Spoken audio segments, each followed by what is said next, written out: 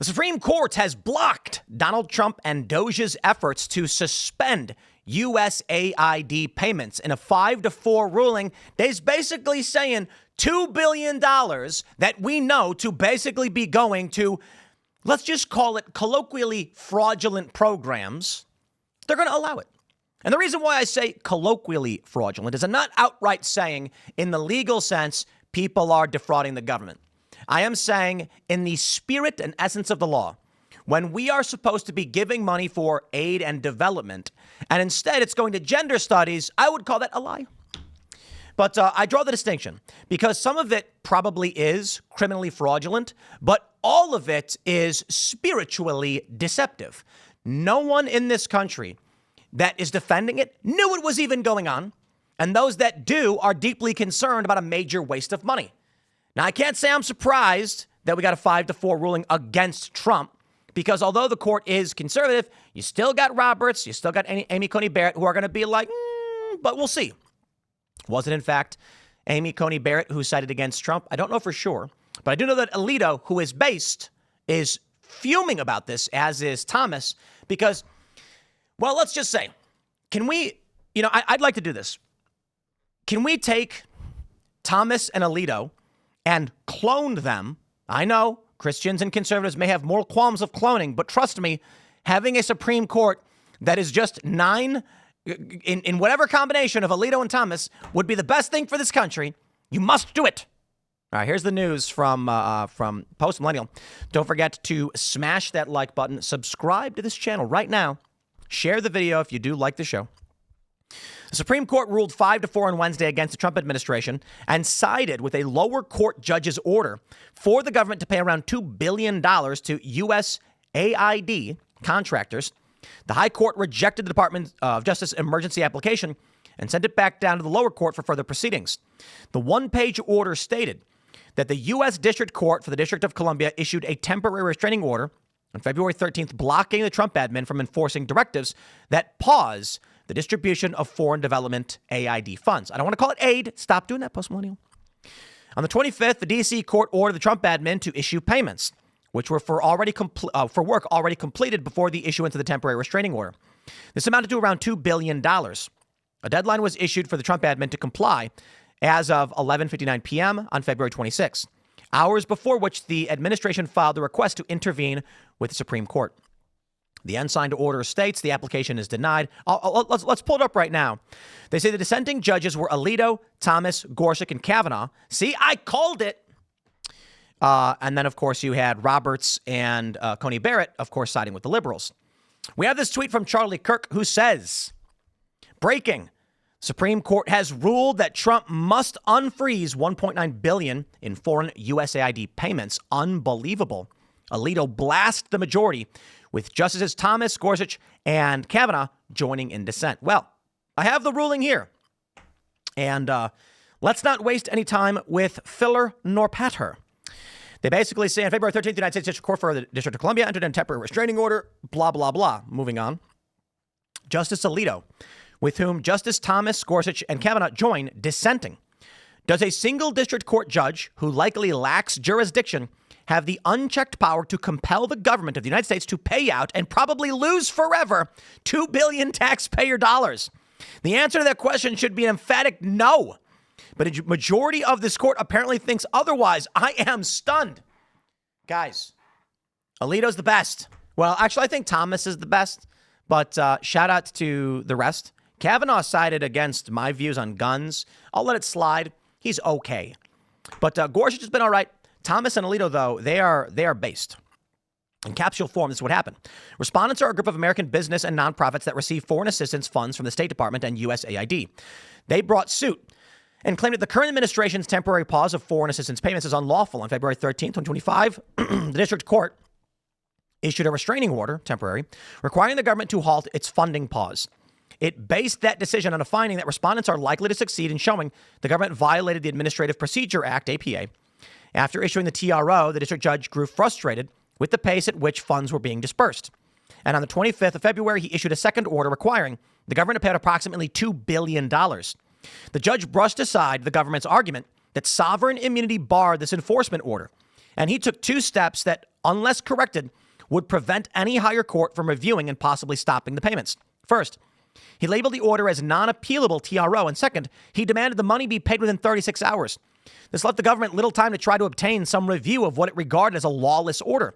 The government moved for a stay pending appeal in the district court, but the judge shrugged off the government's sovereign immunity argument and ignored the government's representation that most of the money in question, once dispersed, could probably not be recovered. The government quickly filed an appeal to the United States Court of Appeals, but with only 4 hours to spare before the payment deadline, the D.C. Circuit dismissed the government's appeal because it took the district court's TRO label at face value and determined it lacked appellate jurisdiction. With nowhere else to turn and the deadline fast approaching, the government asked the court to intervene. At the last moment, the Chief Justice issued an administrative stay. Unfortunately, a majority has now undone this stay. As a result, the government must apparently pay the $2 billion post haste, not because the law requires it, but simply because a district judge so ordered. As the nation's highest court, we have a duty to ensure that the power entrusted to federal judges by the Constitution is not abused. Today, the court fails to carry out that responsibility. I'm going to take a page out of the Democrats' books. Democrats said, they should just ignore the Supreme Court. Well, that's a bold play, Democrats. Do you think in this instance Trump should do the same thing? I'll take it from you guys when you said justify the Supreme Court. Maybe Trump should. Here's the question. What if the Trump administration said we won't do it? What then? We call that a constitutional crisis. There's no real definitive what a constitutional crisis is, but the Supreme Court says do it and they lack the enforcement capabilities. The issue then becomes, who are they instructing to do and what are they instructing them to do? So the payments has to go out. Who does it? What if Trump right now says to the individual who is responsible for pressing enter, you're fired, go home? The Supreme Court would be issuing an order to no one. They'd say, the governments, you got to pay it. And Trump's going to be like, there's nobody here with that ability. And they're going to say, well, then you do it. Well, I don't handle that. I guess I'd have to find someone to do that job.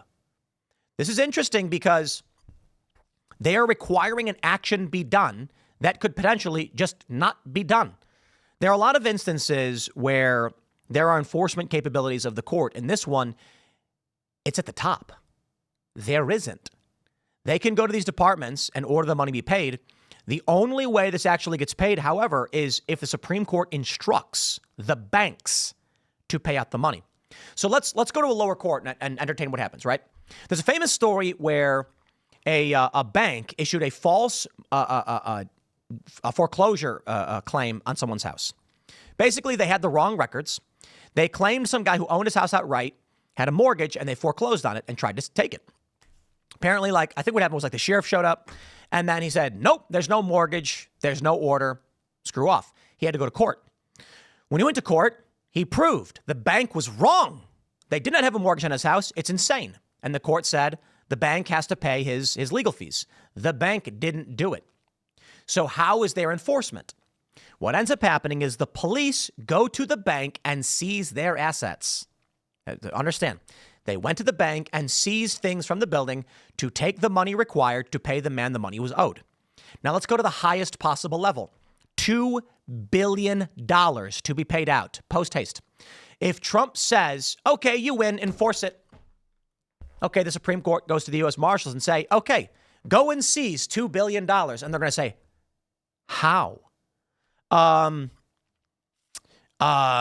Find out who handles the accounts. They could go to a third party. They could go to the bank and say, we are seizing this funds to be dispersed. And then they would have to do it. Either way, it's a nightmare scenario. It's not so easily handled because there's no hard jurisdiction.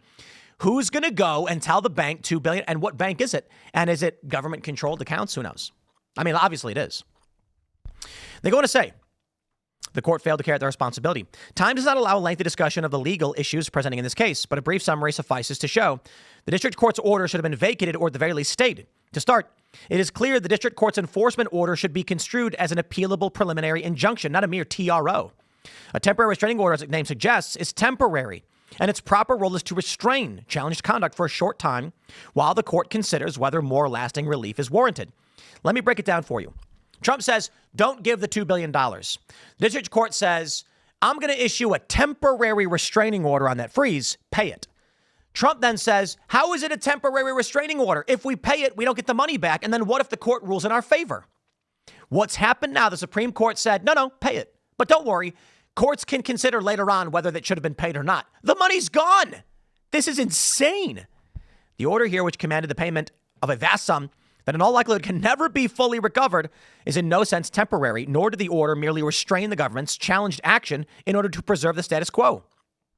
For these reasons, the Court of Appeals had jurisdiction to consider the government's appeal, and we have jurisdiction to review that and summarily vacate the court's erroneous judgment. Even if the majority is unwilling to vacate the D.C.'s court order, it should at least stay the district court's enforcement order until the government is able to petition for a writ of certiorari. Probably pronouncing it wrong. In considering whether to issue such a stay, we ask a minimum, 1, whether the moving party is likely to prevail on the merits, and 2, whether the moving party is likely to suffer irreparable harm, in which case they will likely win on the merits. At the very least, they will be irreparably harmed without a finding. Likelihood of success. The government has shown a likelihood of success on the merits of its argument that sovereign immunity deprived the D.C. court's jurisdiction to enter its enforcement order. I got to be honest. The Supreme Court is no more entitled to make illegal declarations, as is the executive branch, thus a constitutional crisis. If Alito is saying outright, the court has no authority to enforce a temporary restraining order on what would ultimately be an unreversible action, thus it's not temporary, that is illegal, you enter into a constitutional crisis. Trump can say the court has no authority to issue this. So who do they turn to when the court issues an incorrect ruling outright? The Supreme Court may be the highest court in the land, but the conflict is now between the Supreme Court and the executive, so the judicial branch at the highest level and the executive branch at the highest level. The legislative branch would be that check and balance, as it were. That's controlled by the Republicans. I'm curious to see how this would go. This is ultimately insane, in my opinion, that they have outright. I mean, this is crazy. Is the whole thing just dissent? Oh, it's a single page ruling. On application to vacate the order issued by the United States District Court for the District of Columbia, blah, blah, blah. The Chief Justice entered into an administrative stay shortly before, blah, blah, blah. And then they say the order by the Chief Justice is vacated. So it's actually really simple. They're saying, we out. We're not going to hear it. So now a lower court has basically said, pay the $2 billion. Don't worry. It's only temporary. What? This is wild. This could get crazy. Marina Medvin says, I've never seen the dissent like this. Justice Alito is stunned that 5 justices of the Supreme Court are giving a single district court judge unchecked power when he likely lacks jurisdiction to force a $2 billion non-refundable payment at a complete loss to the taxpayers. I honestly think Trump has no choice but to say no. That the district court does not have the legal authority to make such a claim, and the Supreme Court has ignored this. That means there's no resolution to this issue. There's no check. There's no balance. Let me put it this way. This is a complicated legal issue, and maybe I'm wrong. I'll accept that. What if the district court says, I hereby order a man to be strangled with someone's bare hands? Like, that's clearly illegal, right? And then what happens if a higher court says, we ain't getting involved in this one, and the Supreme Court says, yo, we're not getting involved in this one? Are we just going to say, okay, the court said to strangle the guy? Well, no, that's not a legal court order, but where's the check on that illegal order? Right now, understand this. A lower court judge is ordering the U.S. government pay $2 billion out, and that money's gone forever, and it's your money. Yeah, I'd call that theft.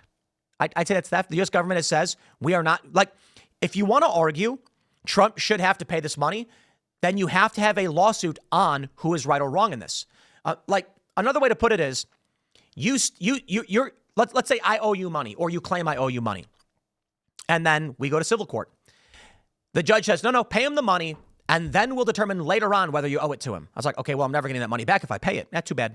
It's like, what? It's my money. You can't just take it from me. That's what they're doing. This is wild. I honestly think there's a possibility Trump says no. And then what can a lower court do? The Supreme Court didn't issue a ruling on this. They literally just said, we out. We're not going to hear it. The temporary stay is vacated. Have a nice day. Alito is dissenting because he's like, whoa, we have to hear this.